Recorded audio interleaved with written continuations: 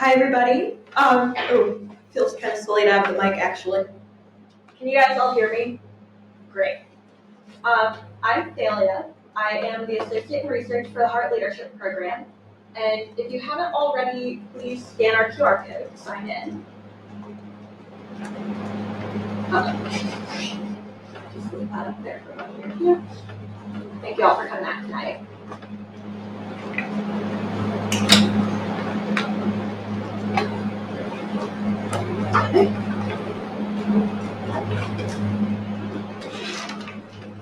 Oh no, I just tapped it open. Yeah, right. It should work if you just open up that one on the left. Or that works too. So hopefully you are all here to learn about the Hart Fellowship. And the Hart Fellowship is a 10-month postgraduate fellowship that is offered to recent graduates or graduating seniors to work with community partners around the world or throughout the U.S., conducting community-based research. And that research can be at any on any topic at the intersection of the community's needs and the fellow's personal interests. We've had fellows do all sorts of really cool, different, unrelated projects to one another. So if you're interested in it, you can probably pitch our fellowship in that area. So we are going to talk about the components of the Hart Fellowship, from kind of what makes a Hart Fellow, what the relationship is between the fellows and the community organizations, what community-based research actually means and entails, and how our fellowship incorporates reflective practice to help develop fellows' leadership skills.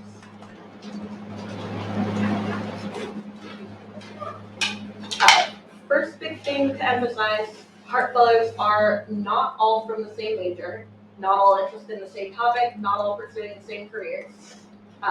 Anyone can be a Hart Fellow, so we want to see you on your application, not just like the cookie cutter idea of what you think a Hart Fellow should be.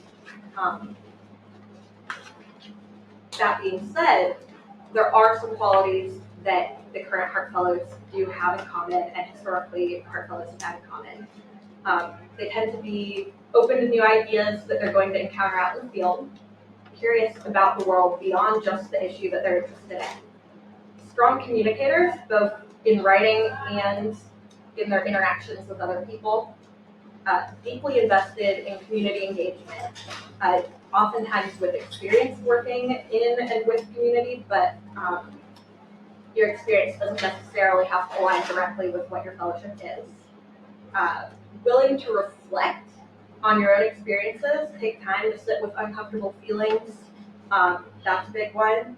Enthusiastic about your project and your community, respectful of the community partners, of Hart support team, and yourselves and your own needs, and imaginative, creative thinkers and problem solvers. So we get some questions a lot about who is eligible, and so I wanted to just kind of put this all together in one place so everyone can see. If you are currently a Duke senior, you're going to graduate in May, you are eligible. If you're currently a DKU senior graduating in May, you're eligible. And if you graduated in 2021 or 2022 from Duke, you're eligible. Includes international students, includes DACA recipients, includes students and alums who are undocumented. None of that matters to our selection process, and we will help everybody find a placement somewhere where they can be placed. If you already have an advanced degree, or if you graduated before 2021, you can't be a Hart Fellow, but I suspect that is not most of the people in this room. So that was kind of who the fellows are, what a Hart Fellow might be, but this is more kind of in the meat of what the actual day-to-day of the fellowship looks like. Hart Fellows each pair with a community organization directly in a community somewhere in the world or in the US. The fellow performs direct service for the organization. And usually this is an NGO or another nonprofit, but we've also had students who work with universities or a few government organizations as well. So there's lots of options. Your community partner choice is really going to be dependent on what your interest areas are, what the needs of different organizations are, and how well those align. The fit is kind of the key thing to focus on there, as opposed to looking for an organization that you think will recognize the name of. And yeah, that really is the key thing, is the fit. And then fellows day-to-day will provide direct service for the organizations they're working with. Fellows are not technically Duke employees. They are not technically employees of the organization where they are working with, but they do have kind of a full-time commitment to be doing service with that organization that centers the organization's needs and the fellows' skills and abilities. So community-based research is really at the heart of the Hart Fellowship. I did not mean to say that like that, but it happens.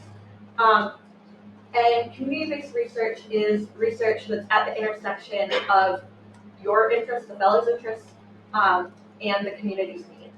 It can be a lot of different types of research. It doesn't have to be, again, in any one field or any one methodology. Just so long as you're following any appropriate protocols. So if you're doing human research, you'll need IRB approval, that kind of thing.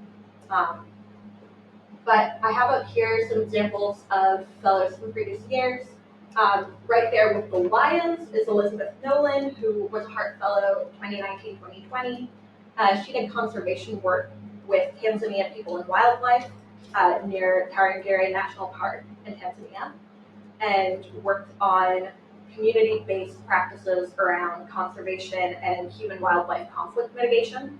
On a very different note, Luisa Perez in the bottom left worked in Sao Paulo, Brazil, same year, 2019-2020, with the Albert Einstein Foundation, which is an organization that runs a number of hospitals and a medical school. And she worked on implementing a device designed at Duke called the Calliscope, which enables speculum-free cervical cancer screenings. So she worked on how to integrate that into the practices that the organization already had to help them reach more people, provide more cervical cancer screenings while navigating like the cultural context and the taboo stigma around reproductive health. In the kind of the top two smaller ones, the right one has a fellow from 2018-19, Andrew Tan Deli Chiki, who worked with the Fair Employment Agency in Hong Kong, doing documentary work on the lives of domestic workers and the complex personal and professional relationships that they have to navigate to get placed in their domestic work placements, and the really complex debt system that exists there. So kind of a more documentary approach there. And then on the top left, Lakshmi Rajak in 2015-2016 worked for Teach for Nepal, which, if you know anything about Teach for America, is kind of a similar model, but started in Nepal for working on educational equity in Nepalese schools, and particularly addressing caste issues. And so Lakshmi's work enabled the organization to, for the very first time, actually be able to evaluate the input and impact, of the work that they were doing in a way that they had never had the organizational capacity. So the fellows can do a lot of really profound work in a bunch of different areas, different places. Please. So one of the key parts of the fellowship is reflective practice, and that's kind of a signature of various Hart leadership programs. We really believe that it's important to reflect on your experiences while you're experiencing them and after, so that you can really internalize the leadership lessons that you're encountering in the field. So to that end, we do assign Hart Fellows to do some writing pieces throughout their fellowship. They will send monthly research updates that kind of help check in with the support team to give us a heads up about what they are doing on their research. They can ask any questions that they have or for support that they need. We have a monthly letter home that's in dialogue with writing coach Professor Suzanne Kapsenstein. And in that, fellows kind of have the opportunity to reflect deeply on the circumstances that they're in, the challenges they might be facing, or the moments of joy and fulfillment that they're finding, and really kind of take apart what those mean for them. And then a more public-facing monthly update, which can be a little less deep and intense, but still has the updates about your life, updates about your research, just kind of what you're doing out there. Next, please. So this is us. We are the support team. I am Thalia. I'm the coordinator for the fellowship. Over here, we have the Hart Leadership Program Director and Director of the Hart Fellowship, Professor Andrew Durgan. Then also we are joined by Professor Kate Wetton, who is our Research Director, Professor Suzanne Kapsenstein, who's the writing coach, Dr. I cannot figure out how to say his last name. I meant to do that. Wen, thank you. Dr. Heath Wen, the Research Coordinator, and Heather Griswold, the Financial Manager. And so we, as a team, all help to support the fellows while they're out in the field through the duration of the 10-month fellowship, but also in advance with the preparation and making sure that everything you need to do your fellowship is taken care of, particularly in terms of like visa logistics or lining up what all you need in terms of your budget. We are the people to go to for all of that. So here is the big, interesting, exciting bit, application. The application is already live at that link up there. And the deadline for that isn't until Wednesday, January 18th at 5 p.m. That is 1 week after classes start, so you'll have some time if you forgot. But that deadline is final, including for a letter of recommendation and for any transcripts you might have. Those all need to be received by us by that time. We will be notifying finalists a week later and then conducting finalist interviews shortly afterwards. And we'll be making final offers Monday, February 6th, at or before 5 p.m. And you'll have 2 weeks if we make you a final offer, you'll have 2 weeks to decide whether to accept it or not. And then the following weekend after that deadline on the 20th is the orientation, where we will go over way more logistical stuff, actually dig into the meat of what does your specific fellowship look like and how can we make it happen. Next, please. And here's a little preview of what is actually on the application. First, we ask for general information like your name and email, that kind of thing.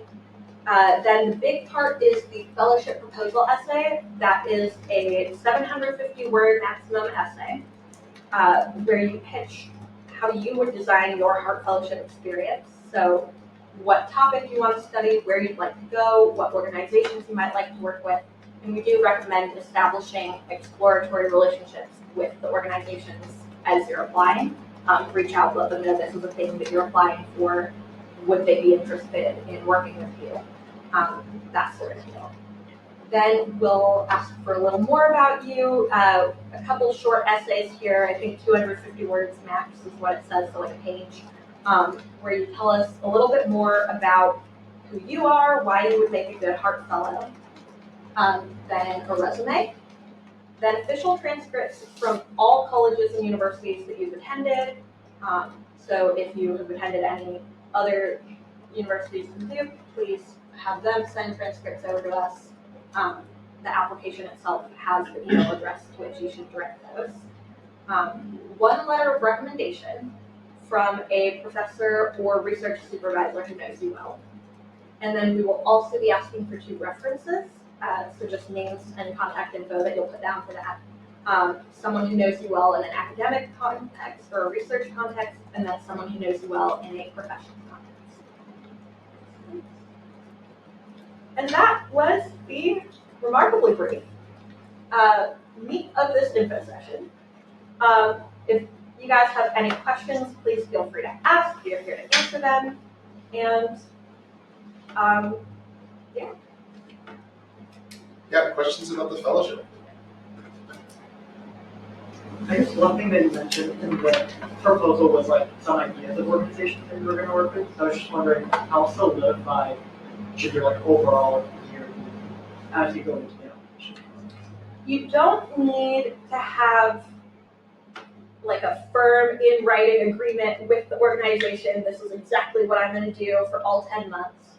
But it would be nice to have at least established communication with the organization, establish that they're interested in possibly hosting you, that their needs and vision are relevant to what you're interested in, and that you've communicated with them what the Hart Fellowship is and what they can kind of expect from you out of that. Now, that might sound like a lot, but really it doesn't have to be more than like a few emails or a phone call. And not every organization that you find is necessarily going to be receptive. Not everyone's going to have the capacity to take on another person, but if you've done some looking into that and you show that you are willing to establish that partnership, that's mainly the key thing we want to see, right? Yeah, I would add a couple things to that. So we're moving on a timeline where we want you to have, if you're selected as Hart Fellow, we want you to have that commitment, in February, so you know what you're doing after graduation. Many of the organizations you're going to be looking at to work with will not be working on that same hiring timeline, right? So they're looking to hire starting in the summer, much later in the year. So we're trying to balance a few things here. I would say reach out to organizations that you might want to work with. Obviously, you can't promise anything. Exploring this fellowship, you have to go through the selection process. Get a preliminary sense of interest. I'll say this year, all 3 of our current fellows are placed with organizations they had not anticipated in their application. Now, that might sound scary or sort of weird. In fact, a lot of times this applies. In one case, in Olivia Renault's case, she's working with the Fulton County Task Force on Reparations. That wasn't an organization she was even aware was doing that work when she presented her proposal. We're really excited about her proposal and worked with her to find that place. So we can help you find a placement if your proposal is great, you just don't have the right partner. In another case, sometimes partners fall through for whatever reason. So we work to help you find a placement. So I wouldn't say you feel like you have to, by January 30th, have a firm partner. You should have some sense and ideally have established contact with somebody you want. Other questions? Does the organization you work with have to relate to your future career or sort of be in the same line of interest or not? It does not necessarily have to relate to your future career. As long as you can make a strong pitch about why you're interested and what you might be bringing to the table for that organization, then I would feel comfortable with that. I would say if you're pivoting to something that you have never done before and have no listed experience, say, on your resume that looks relevant, we might want a little more in terms of the proposal as to like why this is the right fit for you or why this is something that you really think you need to be on a Hart Fellowship for.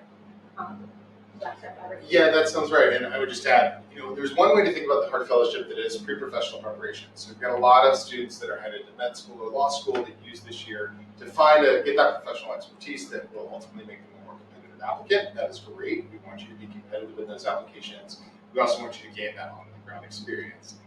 Another way to think about it is a year of exploration. Maybe you're not totally sure what you want to do with the rest of your career. This is an opportunity for you to think, I'm sort of interested in conservation, so there's an organization in Tanzania and I can work. That is both those are fine.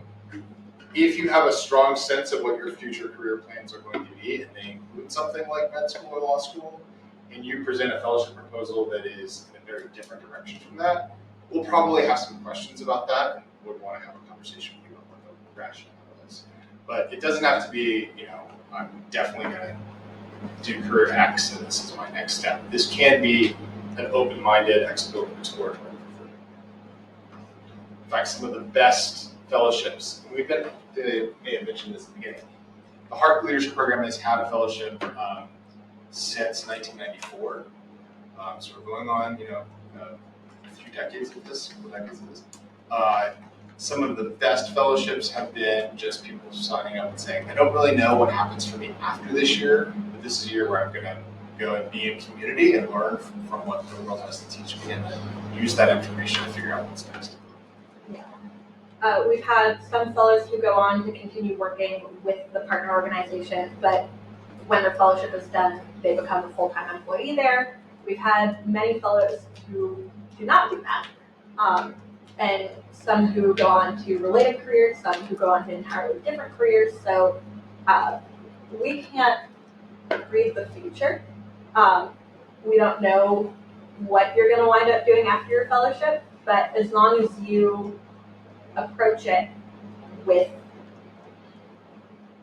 clarity in terms of not necessarily knowing all the details again, but clarity of vision, like why do you want to do this? Why do you want to explore this? That it's totally fine. Like in case of visa issues, for like students who need to be hired in order to stay in the States, like is it allowed to like get hired but not getting paid through the organization? So on the specifics of that, I might have to consult directly with the visa office, but I believe that the way that the Hart Fellowship contract works out is such that it can be a document in, we've used it as part of the visa process for people from various places going to various places to kind of justify, like, this is why they're here, this is how long they're here, and this is how much money we're paying. Yeah, the important thing here is you're not an employee of Duke. And so what we would probably do, and we've had, again, doing this for a while, so we've had every imaginable iteration of this question. Depending on the organization, it's possible to be sort of hired by that organization where they're your sponsoring employer, but they're not actually paying your salary. The way the finances work is you're on stipend, so we basically give you a 2 installment stipend based on the budget that you develop, and we can talk more about that process. But it's not like a regular payroll organization.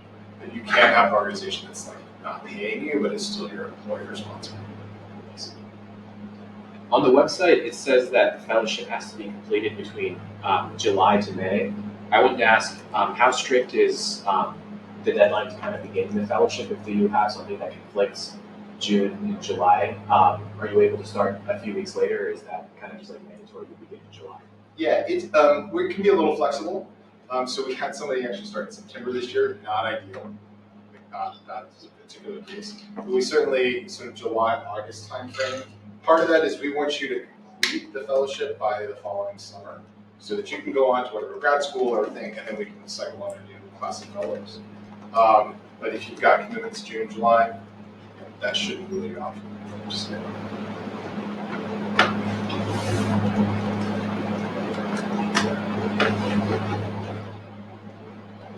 You said you have 3 fellows this year. Yes. Is it every year is it 3 fellows, or does it vary or anything? It varies year to year. Our expectation is that we'll have at least 3 for the upcoming year. There is some possibility of a 4th, but we're not necessarily keeping that. Yeah, the expectation is at least 3. In deep history, we've had many more than that. There's been years we've only had 1. Funded for 3. I will say, this is by no means expectation of the program, but just if anybody's thinking about projects that have a documentary element or sort of documentary arts piece, that has been a strength of the program in the past. We have had a number of fellows go on to do documentary work with a community partner, and those are appealing projects for us. So if that hasn't been in your mind, or you think this isn't the fellowship for that, I just wanted to inform you that there's space for that here. Any other questions?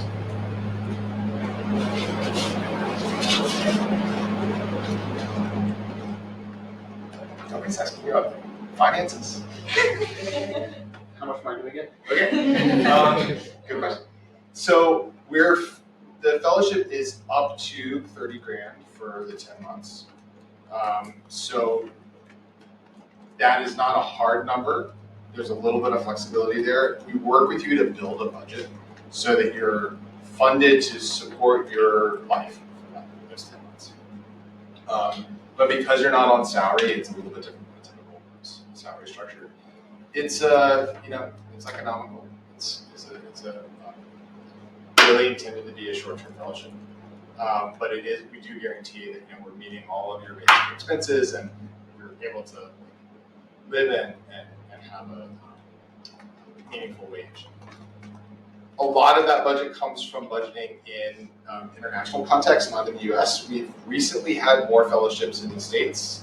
That's relatively new for us. That's a different set of calculations just because the cost of living is higher, even though you don't have as high transportation expenses. So just know we will work with you.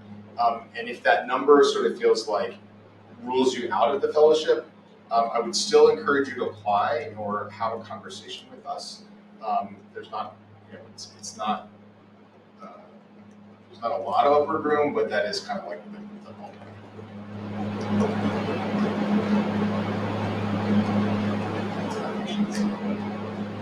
Any other questions?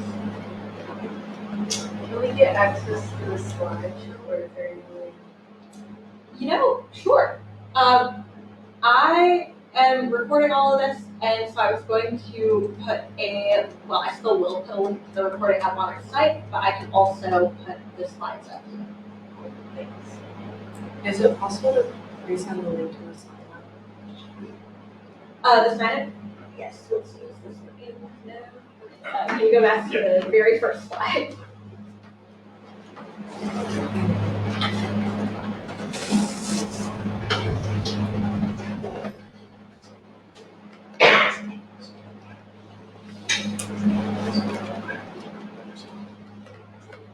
Yeah, if you didn't have a chance to sign in, this will just allow us to follow up, make sure you have the application link.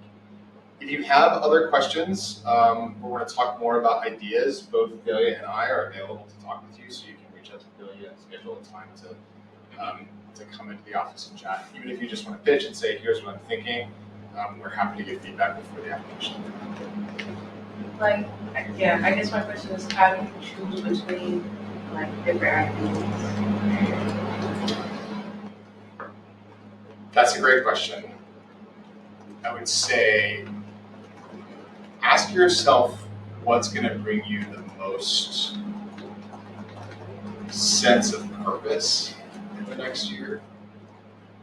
The Hart Fellowship tends to be the most transformative experience for folks that go into it with a readiness to be changed and a readiness to be directed towards a sense of purpose.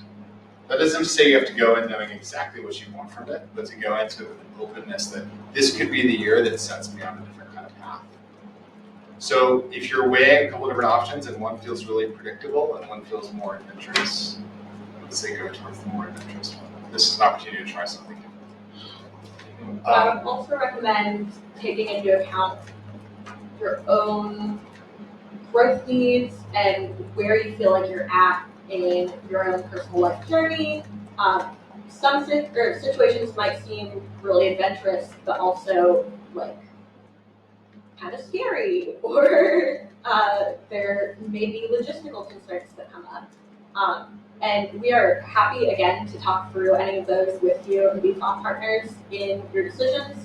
But I do think it is both good to explore, good to challenge yourself, take that risk. I mean, why not? We were paying for it. But then also make sure that you're not necessarily pushing yourself really, really far out of your comfort zone either, just to do it, Yeah, no, I think that's a great point. Thanks for that qualification. In Hart classes, we talk a lot about learning stance versus stress stance. So how to position yourself in a place where you're learning and growing, potentially through new experiences versus feeling like this is a little much. I wouldn't just go adventure for the sake of adventure. It's not exactly a gap year. It's an opportunity to learn deeply. The other thing I would say is think about where you're prepared to orient yourself in relationship to the community where you're working. So where do you have deep ties, or can you imagine yourself having deep ties in community? We will look for in the application a sense that you're ready to be in companionship with the community that you're going to. So not in an extractive relationship, not doing research on a community, not in a relationship of sort of, I'm from Duke, I'm here to help. But in a sense that you're really embedding yourself, you're there to learn. I think that those are some of the qualities we'll look for. And so if you're weighing a couple of different ideas, whichever one has most of that is going to be the best application. In relation to that point, have people ever incorporated language study throughout the duration of the Hart Fellowship? That's a great question. In fact, we fund language study if you're tending to be in country where you don't necessarily have fluency in the language. We have a stipend for one class. So this year we've got a student from Mexico City, I should say, in Mexico City, who went in with Spanish proficiency but wanted to advance, and so we funded it for, I think it was a 6-week class. Yeah. But it made, between the immersion and the language school, made a huge difference. Any other questions? One more thing that I would actually encourage people to consider as you're thinking about potential locations and communities that you might want to be in and with. There are a lot of identity things that come up in there, and it might be worth thinking about the intersections of your identities, making sure that you know what the cultural attitudes are a little bit in the area that you're looking into.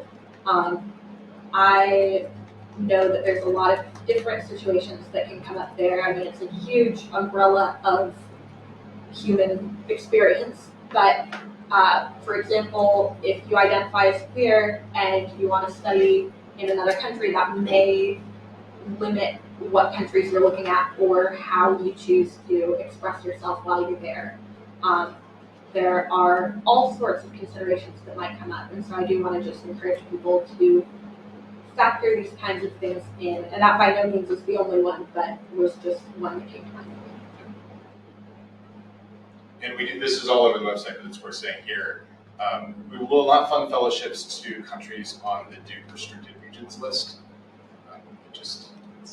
Yeah, if you just Google Duke restricted regions list, it'll show up. It has a lot of places on it, but a lot of the countries on it, it's like, oh, you can't go to this city, but the rest of the country's fine, or this half's fine, but stay away from the borders, or that kind of deal. Like, there's a lot of specificity there. So, and it does change from time to time. So I would recommend making sure both as you're hatching your ideas and then before you click submit, that the place that you are pitching and proposing your fellowship is not currently on the restricted regions list. But if it isn't at the time of your application, and then you get the fellowship and sometime along the process, it then winds up on the restricted regions list, we will help you pivot. I know that there's like written reflections during your fellowship, but I guess like what the support looked like during your fellowship, and whether there's a component of like a cohort, and whether that's something that comes into the experience. So we have currently set in place monthly Zooms right now between the support team and the fellows who are out in the field to try to build some degree of community with the fellows and the support team. I know our current crop of fellows have a group text and they all message one another. There is a certain degree of connection from having similar experiences, but we usually don't have two fellows in the same place at once, or at least haven't for a while. And so that can be kind of you're having both similar experiences in that you're both Hart Fellows, but also different experiences in that this year we have one person in the Gambia, one person in Mexico, and one person in Atlanta. So they are all doing very different things. I would just say, when you think about reasons to do the Hart Fellowship, in addition to the potentially different kind of experience that you would have from a lot of your other classmates who are graduating at the same time, it's a great professional entry point into the social impact sector, if that's a commitment that you want to make. But there's kind of three really important pieces that the Hart Fellowship offers that most graduate opportunities don't. The first is that cohort sense. We do bring you together by Zoom over the monthly throughout your experience. We all attended an orientation weekend together. There is a spirit there, even if it's just 3 people. There's a really strong support network. So the slide that had kind of the administrative team, it's 6 people on the administrative team for 3 fellows. So you're getting like that level of personal engagement in terms of supporting you and the reflective work, the leadership development work, and the social impact work that you're doing. We are on texting with and emailing with the fellows pretty much on a daily basis. That's both addressing challenges that come up, and situations do come up, you know, it is life out in the world. But it's also to engage in reflective practice. The letters home are a really important part of this process. It is an opportunity for you to do deep reflection about your place in the world, the change you seek to make, the way in which you also want to be changed by the experiences that you have. And you get 2 reflective partners in that. So both Professor Suzanne Katzenstein is the faculty correspondent, which sounds kind of journalistic, and Thalia has been the staff correspondent this year. So you're typically getting 2 responses to this letter. And then the last thing I'll say is the alumni network. We've had 400. That is sold. I think over 100. I think it's like 108 or something like that, but in 41 countries. That's right. That's what we're. So more than 100 fellows over the past 30 years, and that's an alumni community that's actually really rich and activated and becomes available to you as a Hart Fellow. And those folks, especially just looking over that alumni list because we're just preparing to constitute an alumni council in some capacity. Those folks are doing really meaningful work. Most of them have stayed on in some kind of social impact work. And they're now, the first classes of fellows are now in senior leadership positions. And so those become folks that, you know, we'll see, oh, you're a Hart Fellow in 2023. I did mine in 2003. And they're available to you in the way that the Duke Network is as well. So I think pure cohort, really strong supervision and support from the Hart team and the fact that our alumni network that is pretty unique. Any other questions?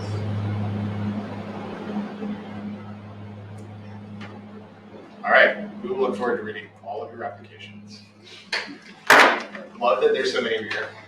We will see your applications, and if you want to, both Lily and I are going to hang back for a few minutes if you want to ask questions just individually, and of course you can schedule office hours if you need.